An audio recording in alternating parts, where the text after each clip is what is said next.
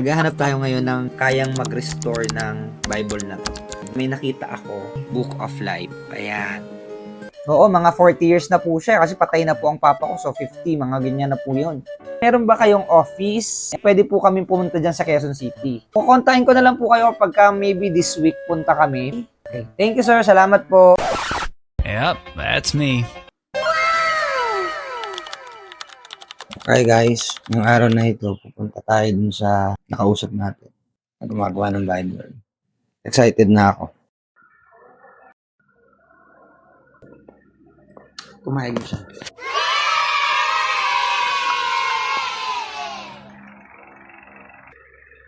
Okay, let's go.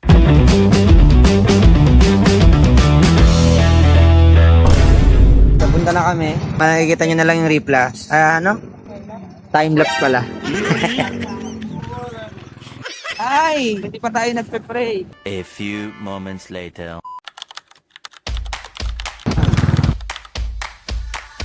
So, punta kami ng LRT.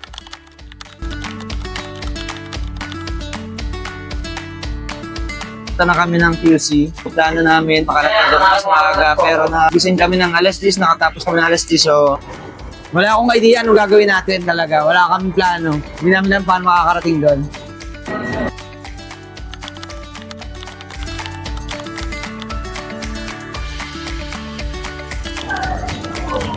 Saan yung sakaya papuntang QC, MRT? Diretso lang po. Salamat po.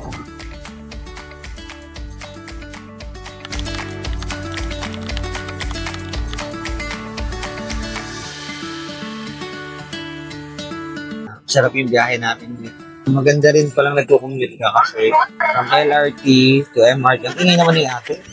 Nakakapag-save kami ng time at saka fresh. Good job, government.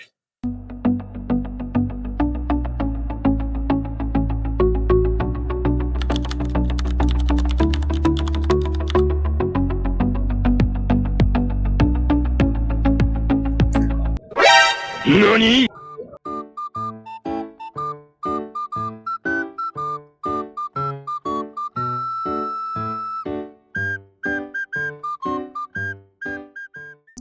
Quezon City na kami. So, 10 kami umalis. 11:44 na kami nandito. Nakarating almost 1.5 hour. Pero hindi nakakapagod kasi nag-LRT, tapos sumakay ka ng MRT, nandito ka na kagad.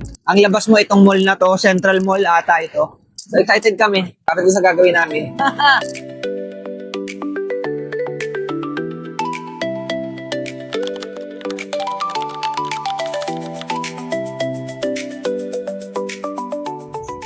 Hello? Magandang tanghali po. Papunta na kami dyan. Thank you, Sir Charlie. Salamat. Apo. Yan po. Ayan. Ito kayo, ma'am. Apo. Yan lang po siya. Ito po, ma'am. Yan.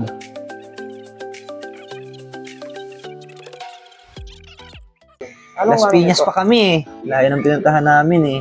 Kaya lang nakita namin pumalag dun sa ano ko eh. Apo, mabusisi. Kaya sabi ko, baka meron. Papalag. Si Sir Charlie.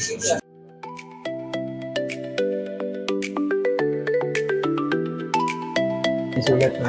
No. Hindi na po kailangan. Anyway, walang to spill up. Okay na po yan, Sir Charlie. Okay po. Salamat po ah. Salamat po.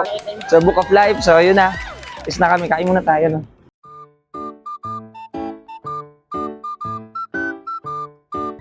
Pabalikan na lang natin. Inform na lang tayo ni Kuya Charlie na nag-I love you sa akin. Sabi, sige po, ingat po, I love you. Kinilig ako doon.